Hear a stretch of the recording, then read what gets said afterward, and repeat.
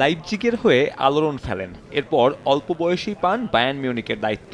সেখান থেকে গত বছরের সেপ্টেম্বরে যোগ দেন জার্মান জাতীয় দলে। যদিও আন্তর্জাতিক ফুটবলে এখন পর্যন্ত সাদামাটা হুলিয়ান নাগেলসম্যানের ক্যারিয়ার। জার্মান ডাগআউটে নাগেলসম্যানের চুক্তি ছিল চলতি ইউরো পর্যন্ত।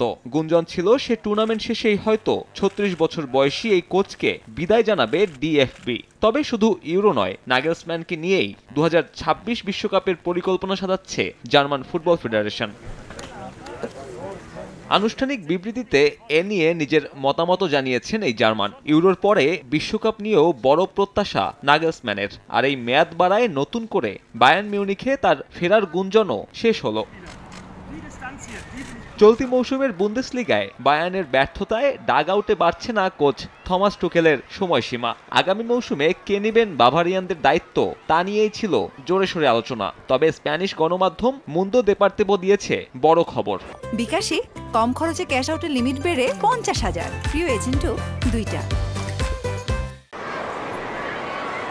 এতদিন গুঞ্জন থাকলেও মুন্দোর দাবি এরই মধ্যে বায়ার্ন কোচ হতে মৌখিক সম্মতি দিয়েছেন জিনেদিন জিদান। পাশাপাশি স্কোয়াড পুনর্গঠন নিয়েও নাকি নিজের চাওয়ার কথা জানিয়েছেন এই ফ্রেঞ্চম্যান, যেখানে সবচেয়ে বেশি গুরুত্ব দেওয়া হয়েছে ডিফেন্স লাইন নিয়ে।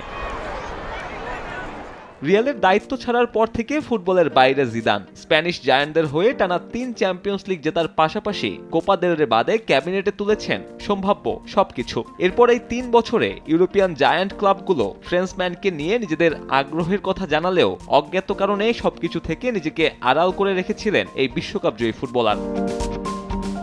দেপার্তেভোর খবর সত্যি হলে আবারও ডাগআউটে দেখা যাবে এই মাস্টারমাইন্ডকে। এর আগে জিদান নিজেও জানিয়েছিলেন ব্যাটে বলে মিললে দ্রুতই ফিরবেন ফুটবলে। এবার দেখার অপেক্ষা জার্মান ক্লাবেই প্রত্যাবর্তন ঘটান কিনা এই সাবেক ফুটবলার।